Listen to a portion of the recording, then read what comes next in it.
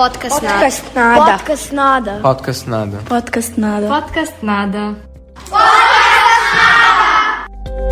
Dobrodošli. Slušajte nas.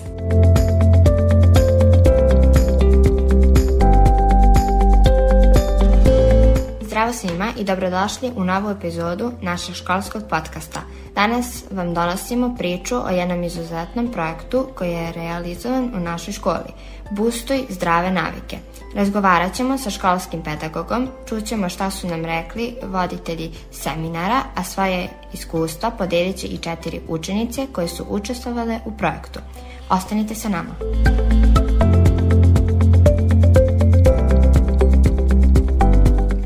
Sa nama je pedagog škole i koordinatorka projekta, gospođa Dragana Nicović. Dobrodošli. Hvala što ste me pozvali. Recite nam nešto više o tome kako je projekat započeo i šta želite da postignete. Projekat je započet u saradnji sa novosadskom organizacijom Opens.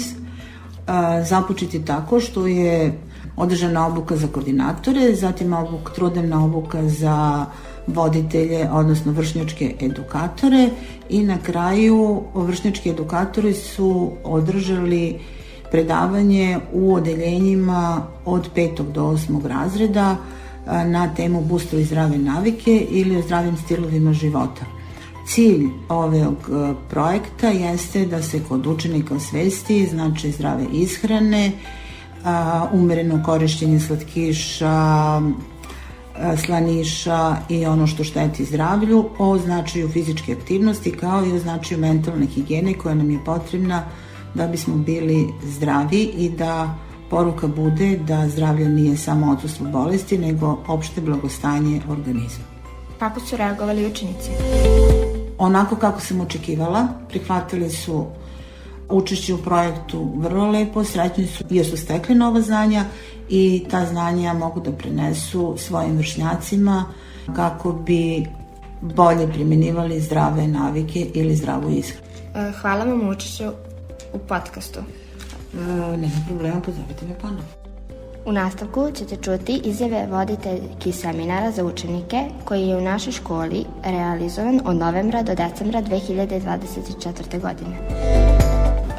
Moje ime je Miljana, dolazim iz Omladinskog saveza udruženja Opens. Ovdje smo došli zbog projekta Boostuj zdrave navike, gde mlade učimo o zdravim navikama i o mentalnom zdravlju, nakon čega oni postaju vršnjački edukatori i ono što su naučili ovde prenose svojim vršnjacima. Po struci sam master psiholog, trenutno sam na edukaciji iz REI KBT psihoterapije. Ja sam Antonija Cverdelj, dolazim iz Novog Sada, završila sam zdravstvenu negu na medicinskom fakultetu i omladinska radnica sam. Dolazim iz jedne organizacije iz Novog Sada koja se zove Opens. Na poziciji sam da koordinišem i vodim samo omladinski centar. Ovde smo u svojstvu projekta Boostuj zdrave navike. Ali sam projekat jeste da se učenici prisete šta znači zdrav život, zdravi stilovi života, da nije samo zdrava ishrana, nego da je važno i mentalno zdravlje, ljudi sa kojima smo okruženi, kao i sama, kao i sve što svakodnevno radimo. Tako da to je neka ideja.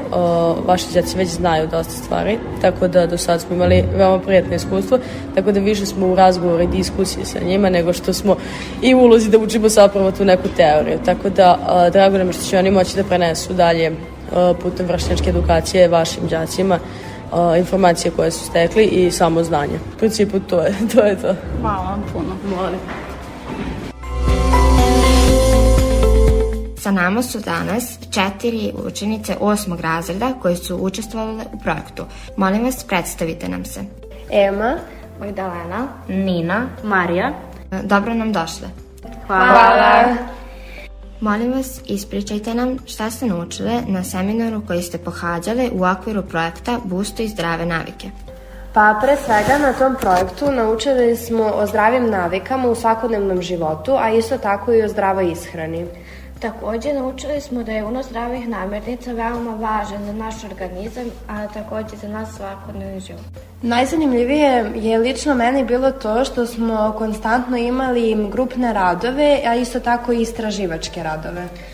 Ja bih se također složila sa Emom. Sve smo radili veoma slikovito i na veoma lep način. U protekle 2 nedelje imali ste radionice sa učenicima naše škole. Ispričajte nam kako su one protekle. Radionice su protekle u odličnim uslovima. Učenici su bili veoma zainteresovani i aktivno su učestvovali u radu.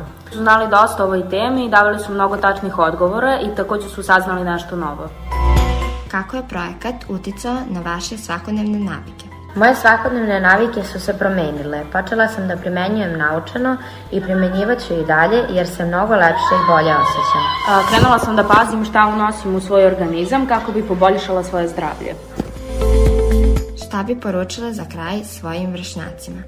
Našim vršnjacima preporučila bi da se prema svom telu ponašaju kao prema svom najboljem drugu.